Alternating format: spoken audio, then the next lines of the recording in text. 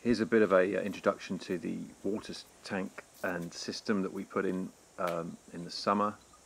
So here is Sarah walking down the back of the shed and heading towards where the water comes out of the ground, which is essentially a great big concrete tube stuck in the ground that water comes up from the water table. That pipe is an overflow, and that is where the water collects from somewhere up there in the sort of the valley bit there. That is our bucket that we use for washing and all sorts of things, but is no longer used. Here is where the water comes out. Another pipe, and it goes down a black plastic pipe that's connected through like a sinkhole that blew out however many years ago from where the water went underground to our bottom tank, which is, I think, is 30,000 litres from memory. So that's on the level of the platform, and there is Lily having a little snooze on top of it, because it's actually quite a nice place to hang out. So there it is, great big concrete tank, and a small girl listening to probably music or Harry Potter or something. So here's the other end of that pipe that comes in, and basically is gravity fed up to the top of that tank, so that's on the same level, and it fills that tank up. And what you've got there is a water pump that pumps the water out, and to the left it goes up the hill, and to the right, which is one we're following now, it goes up onto the platform to where we are using it. So there's no gravity feed there. Oh, here's Sarah. This is months since we did this. So that's the gravity feed from the pipe, the tank at the top, which is 18 metres, which should give us 1.8 bar of pressure. Times that by 14.2, that'll give you pounds per square inch of pressure. So this is the line that comes up the hill and past the shed, and there Sarah's taking us past. So this is the summer. That's our yurt base there, and it goes up the hill. I think she probably accelerates away as I've sped this up, but I'm doing it from memory. That was our compactor. That's the pipe that we didn't even know existed until I accidentally dug it out of the ground. So that was actually a godsend. So up the hill.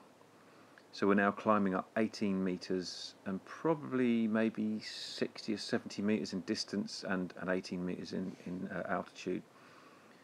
So she's climbing up there. So this has got 4 ridges on the land heading south to north, and this is the most southerly ridge that sticks out over the land, as you'll see soon. So here's the top tank, pretty much exactly the same as the other one, 30,000 litres.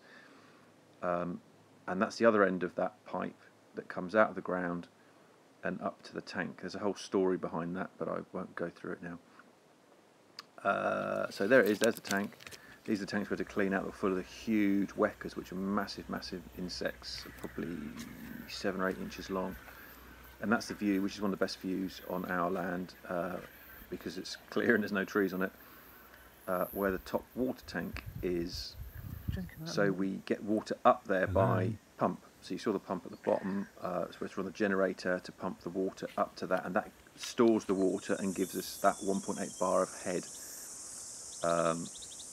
that comes down via that through the pumping system and into the back of Bob. Again, this was, I don't know, before Christmas. I'm not sure when this was. Maybe after Christmas. And Bob, that back then, just run out the back as you would go to a dump station and into our septic tank system. That's like the freshwater tank. It's old, probably 20-30 years old. No one really knows where it came from, and it runs downhill into the forest that is now mostly not there, and it goes into a black plastic pipe that is all heading downhill and basically runs out. So it's semi-treated water. It's not clean, but it sure as though doesn't really smell very much. So it's gone through the biodigestion process and it just runs out the bottom of the land. Well, it's not the bottom of the land, it's not the bottom of our land, but it's 10-15 metres below where we are. I'm not sure what this is. I think it's just showing you how far down we are. So that's where the water comes out of the septic tank system. There's another road that was put in. So this is all now. I'm watching this, and it's a really long time ago. I can't remember where everything was. and that is the chipper for some reason. I don't know why I've put the chipper and chipping bags in there, but hey, there they are. And that's the road that comes up where we lost Bob originally off the road, but it's opening up a bit now, and you can look round and see the shed and cars and basically how things looked 8 months ago, I'm guessing. That's it. Nothing too exciting, and I've got some more to come, so stand by for those.